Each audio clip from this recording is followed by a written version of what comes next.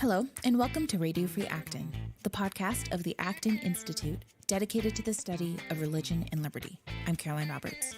And on the episode for today, John Couretas, Acton's own Director of Communications and the Executive Producer of Radio Free Acton, speaks with Aaron Rhodes, who's an international human rights activist based in Hamburg, Germany. They'll be talking about Aaron's new book, The Debasement of Human Rights. Where does the notion of human rights come from, and how can we better defend it? Then, after that, I'll be talking with Stephen Smith, who's a professor of economics at Hope College here in Holland, Michigan. Stephen and I will be talking about the new North American Trade Agreement, USMCA, which is now replacing NAFTA. What are the main differences between the two, and what benefits can we look for? If you're looking for any articles, resources, books, or more mentioned in the episode today, you can check them all out in our show notes, posted every Wednesday at blog.acton.org. You're listening to Radio Free Acton, and today we're going to be talking to Aaron Rhodes, author of a new book from Encounter, The Debasement of Human Rights, How Politics Sabotage the Ideal of Freedom. Aaron is a human rights activist and an advocate for the reform of international human rights, law, and institutions. He was executive director of the International Helsinki Federation for Human Rights for 14 years and is president of the Forum for Religious Freedom Europe. We're talking to Aaron today by phone. He's in Hamburg, Germany. Welcome to the podcast, Aaron. Well, thank you very much, John. You know, I'd like to start with a news item, if I may, to put a little current context on this whole question. You may have seen the item almost 2 weeks ago. President Donald Trump's National Security Advisor, John Bolton, announced that the U.S. will cut funding for the Office of the UN Human Rights Chief. Bolton basically explained this as losing patience with the UN human rights bureaucracy, which seems to focus on issues that have become deeply politicized. And you talk about this in your book. You say that American discontent with the human rights agenda at the United Nations has led to calls for withdrawing from human rights institutions and for defunding the UN itself. So here we are. I think we finally gotten to the point where official U.S. government frustration with the UN human rights bureaucracy has led to this point. What's your reaction? Well, I have mixed feelings about it because some of the things that the Office of the High Commissioner for Human Rights does are very worthy, and some others are represent a kind of hubris that they're getting into a lot of issues that they don't belong in, and they are promoting political ideologies and so on, and I think it depends on what are they cutting, because I don't know the facts here, so I'm a little bit cautious in my response. Is the American donation earmarked towards certain activities and not others?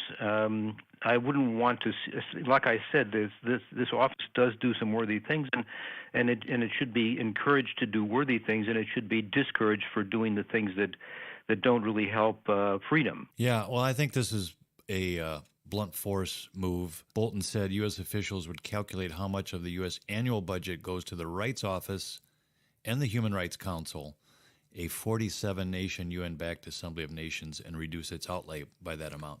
So I don't think they're trying to pinpoint what they're going to defund. They're basically saying, okay, we throw our hands up, we're going to cut it by X amount. Yeah. Well, I think another thing, and I've said this a couple of times in context in Washington. I was speaking there a few times in the past several months, and I said that the withdrawal from the Human Rights Council, it's probably a good thing, but it should be accompanied by a positive initiative with regard to human rights, so that the United States should do more for human rights than it's doing in this administration, and they shouldn't give up the idea of human rights just because the way it's interpreted in the United Nations is incorrect. I think they ought to take that money that they're withdrawing from the human rights, the Office of the High Commissioner, and they should use it in a positive way to promote civil society and to promote natural rights. Well, I mean, really, that is the one of the main main thesis of your book, in that you show in excruciating detail how the human rights project has been deeply politicized, and you point all the way back to the UN Declaration of Human Rights. But you also say that this is too important just to throw your hands up and walk away from it. And one of the observations you make in your book is that, and I quote you here now, the acceptance of rational rules that protect everyone's basic rights was understood to be the foundation of freedom in society, and the vision of freedom gave hope and life to human rights work. Freedom would allow citizens to build fair and just societies if they had the strength and the will to do so. So tell us how you think the human rights movement or project can get back on track. What measures would you like to see that would begin to reorient it back towards its foundations in natural rights? And I'm going to get to that here in a minute, but where do we start? We have to start by recognizing what are human rights and what aren't human rights, and we have to start on the conceptual level, because the concept of human rights has become so debased, as I say in the title of the book, and so we have to re-educate ourselves about human rights. I think that's the first step, and that's why I think when you think, what could the American government do? The American government should do what the Reagan administration did, which is to talk about the idea of human rights and talk about freedom, and fully associate the promotion of human rights with protecting individual freedom. I think this is the first step. The international human rights system is failing today. This is very clear if you simply look at the fate of freedom around the world. More and more countries are dictatorships. There are fewer and fewer free societies. It's been going on. This trend has been going on for about 15 years. In fact, it's been going on, in my estimation, since the idea of human rights became so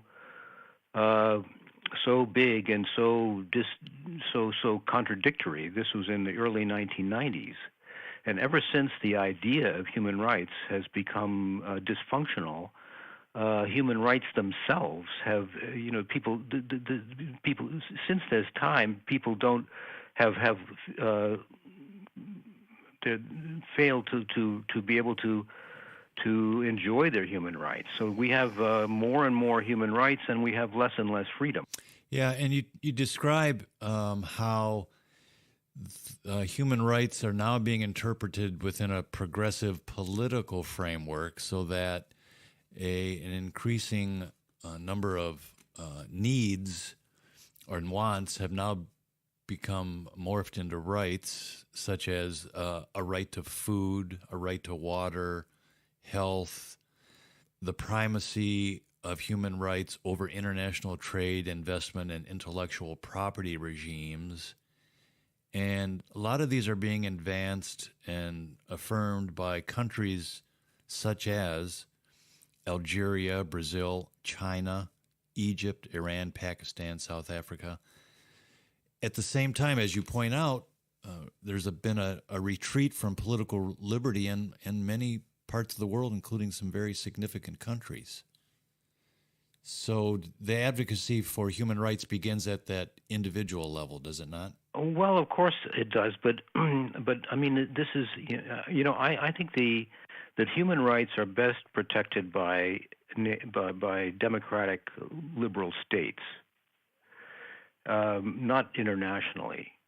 The idea that there's of universal human rights doesn't mean that it has to be promoted in an institution in which all states of the world are members, because many of those states don't believe in human rights, and this is this profound naivete that has installed itself in the international human rights system, that these dictators and these oppressive societies, and today we're talking about China, Iran, all of the Islamic theocracies, Russia, all of the autocratic states of Africa, most of the states of the world, in fact, to think that the cliques that run these countries have any belief in human rights at all is a joke. We have to adjust to this fact. And when we have them, running the international human rights system, which is what you get in an international organization, you don't really get the promotion of human rights. You get a kind of fraud. But this fraud, people like to buy into it because it makes them feel better, and it gives them the sense that all these efforts are going someplace positive. They're not going someplace positive. And so we have to do it differently. And I think in the future, by the way, it's not that I want the Human Rights Council to fail or the UN to fail. These things are happening. This is an empirical fact. And so something what Bolton is doing, what President Trump is doing, this is not, something they dreamed up. They're just going along with something that's happening by itself. There's a natural failure going on to in the international community. And I think in the future, countries like the United States, and I hope the United States, fully supports human rights, are going to do this on a bilateral basis. They're going to do it outside the United Nations. Right, and nothing is stopping us from continuing to do that. As you mentioned, during the Cold War in the later stages, of course, Ronald Reagan, for one, was a champion of human rights and continued to speak boldly about it. Now, you talk about the liberal democracies. I'd like you to go back to where you root human rights in the Western tradition of natural rights, which really undergirds basic individual freedoms and liberal democracies. Talk about how going back to the understanding of natural rights as far back as the Greek Stoics, Aristotle, Cicero, up through the Christian tradition, how that really created the ground for what we know as human rights today. Well, I mean, if you look at a textbook definition of human rights, they talk about, human rights are inherent rights. So everybody, this is, I think this is a kind of cliche now. I don't think the right to, employment counseling, which is, what you find in the International Covenant on Civil and Political, on economic and social rights, that's not an inherent right. That's not a universal right. So when we think about the human rights, truly universal human rights, we have to talk about a rather narrow range of rights that are truly universal. And you say they're simple, and they're simple to affirm. Yeah, this is they have to be simple because most real truths are quite simple and universal across all cultures. Then that's right, and. They're based on, they're inherent to creation. And I mean, I think the beauty of the idea of natural rights is that it's something that religious people and people who don't claim to be religious. I think really all people are religious, whether they're atheism is a religion as far as I'm concerned. But all people can understand this. Because it's consistent with theological principles, and it's also consistent with respect for nature. The only real stumbling block occurs when people don't believe in nature, when they think that everything, this is a very arrogant idea that everything we have, we created ourselves. There are different versions of natural rights based on different traditions, but they all converge with the very simple idea of rights that we have by virtue of being human, inherent rights. And the problem with international human rights is that the socialists and the progressives tacked on welfare entitlements onto this idea of natural rights. Right, and that also is because in part they have a deep investment in these global political structures like the United Nations, like the European Union and other transnational political constructs that they've shifted their allegiance to these things rather than to something more fundamental and simpler, like who is the human person and what are the natural rights that inhere there. Yes, I think this is it. And, when you think about natural rights, you think about the importance of moral agency of the individual, and you think about moral responsibility and the responsibilities that come with freedom. And the problem with economic and social rights is that this is about victimization, dependency. It's about what has happened to you. This is what it does. This is what human rights does. Human rights is not about goals. It's about freedom.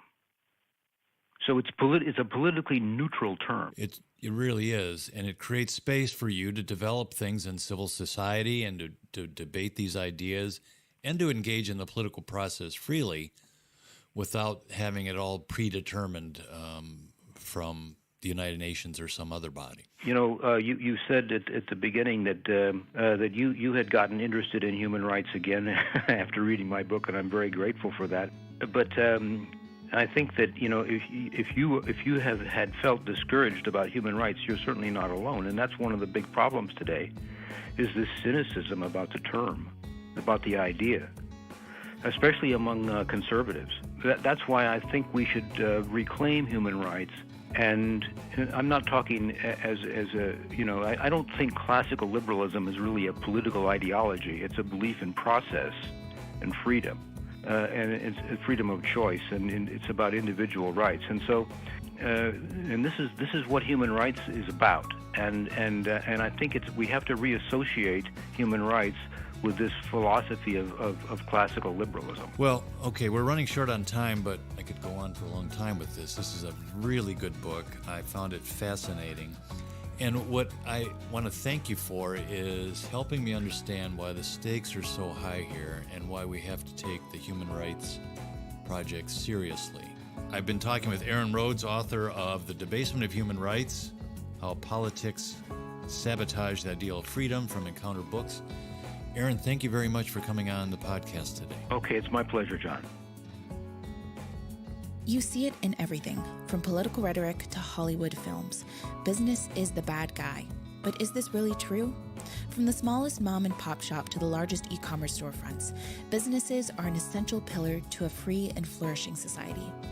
Without healthy, sustainable businesses, where would our society be? Join us at the Acton Institute in Grand Rapids on October 18 for an upcoming one-day conference where Acton is pleased to bring together entrepreneurs and business leaders to explore the moral good that business does. Through panel discussions, interviews, and a luncheon, we'll look at topics such as the theological underpinnings of work, the meaning and dignity of work, the role of the entrepreneur, and more. You can register for this event at acton.org/events. Mexico and Canada make up America's third and first largest market exports for agricultural products. In 2017, this made up 28% of our food exports, supporting more than 325,000 jobs.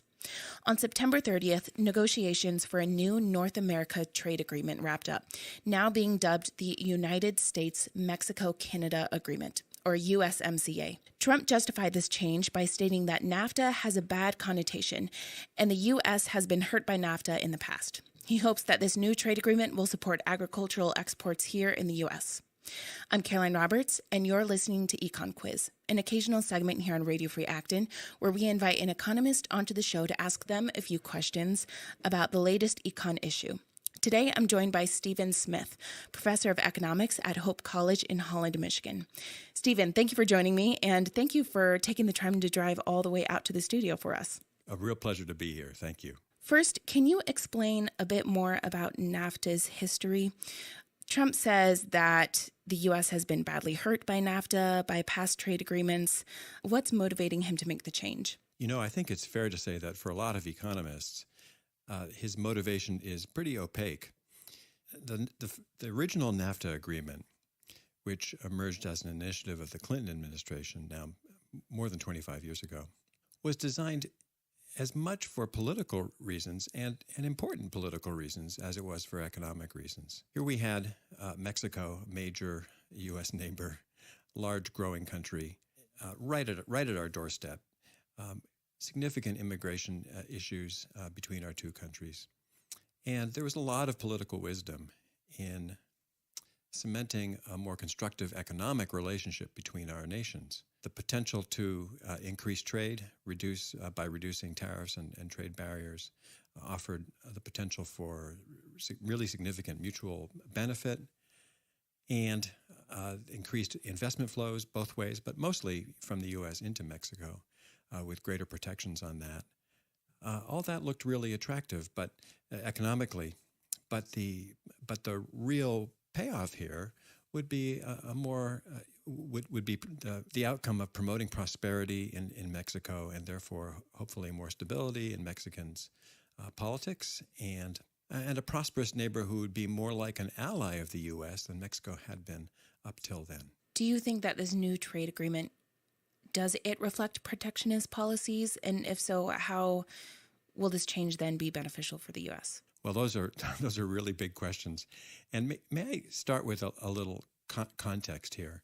In the actual agreement itself, as things played out, I think NAFTA fell far short of what was claimed for it in terms of the economic benefits, both for Mexico and the United States. But overall, I think politically, it did deliver some of the benefits that were hoped for it. And in that context, relatively small economic gains for both countries, but certainly not any major economic harms. In that context, Trump's labeling NAFTA as, the quote, the worst trade deal ever, unquote, is surprising, to say the least. It's hard to think of really why it would be called that. And I think it reflects Trump's general deep antipathy to trade per se. He's hardly had a good word to say about trade at all in his presidency or in his campaigning. And he seems very fixated on deficits. He seems to think that trade deficits really harm a country. And the fact that we have frequently had a trade deficit with Mexico seems on its face to him to be a reason to dislike the deal.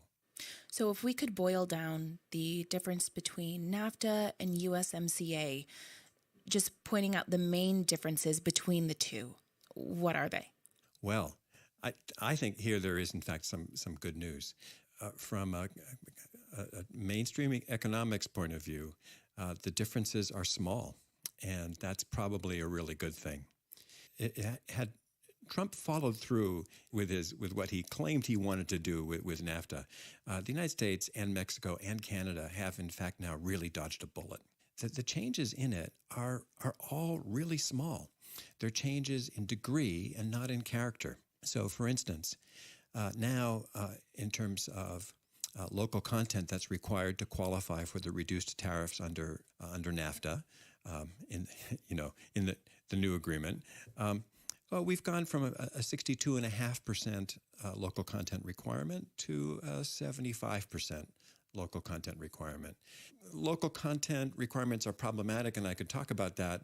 The kinds of things they do are definitely harmful and costly for economies. But that particular change is not a big deal. And I might add that some of the changes are actually potentially on the margins helpful. There's some revamped intellectual property rights protection, which is good. Many of the dispute settlement mechanisms have been retained. That's good. It's probably a good idea that there's now a sunset clause in the agreement. It's okay to revisit it in 16 years' time. That's all right. That's healthy. And changes can be made. So, oh my goodness! Compared to the fiery talk that he has used about this up till now, the actual new agreement honestly looks like a very much a status quo agreement. So one of the questions that come up when discussing the differences between the old North American trade deal and the new North American trade deal is people are prone to ask, so who are the losers and who are the winners?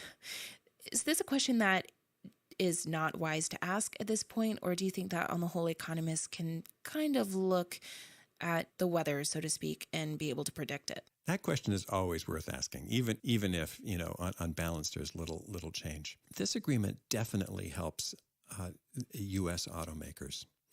They might not be helped much, but it definitely helps them. The rise in the increase in the local content requirements and the additional requirement now that at least 40% of the cars and parts made under the new agreement have to be at factories paying a minimum of $16 an hour.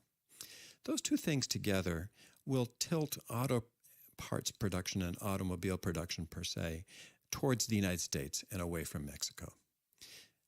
It's not going to be a full run of firms out of Mexico by any means.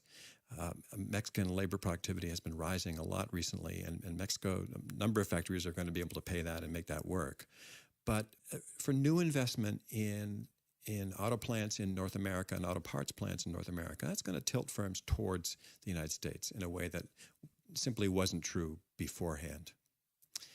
It's a measure of the U.S.'s power and the way Trump really wielded that power, the big stick that the U.S. has, that Mexico agreed to this.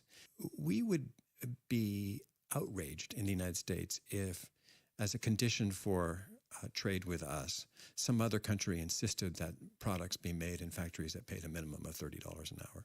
It's really extraordinary that Mexico has agreed to this, and this is very much a gift to U.S. automakers. Earlier, you mentioned that there also might be some benefits for intellectual property rights. What does that involve? A really interesting side piece of the new treaty is that it allows sanctioning of a member country if government officials use firms' intellectual property in inappropriate ways. Now, there's hardly ever been any cases between Canada, the United States, and Mexico and the United States regarding inappropriate government use of intellectual property. This would be something like, in order to get a product licensed, a firm had to show its patents and show its technological designs to a government agency. And then the government agency turns around and uses that perhaps to help a domestic competitor. Well, that agreement is, that piece of this agreement is clearly aimed at China. It's aimed at setting a precedent for having in a trade treaty a much more stringent, a much more binding way to go after governments that force countries to turn over intellectual property as a condition for operating in the country, but then and then use that to commercial advantage to promote their own firms. If this sets the stage for more constructive negotiations with China, then that might be a good thing. Well, thank you very much, Stephen, for coming in and discussing this with me today, and I look forward to the next time you're on Econ Quiz. Thank you so much. I appreciate the invitation. Thank you for listening today. As always, if you like what you hear on this podcast, don't forget to give Radio Free Acton a 5-star rating on iTunes. Those ratings really help us out. If you want to reach our podcast team here at Acton, you can leave us a message at 888-705-4180, or you can always email us at rfa@acton.org. This episode is produced by me, Caroline Roberts, with audio mixing by Nathan Moore.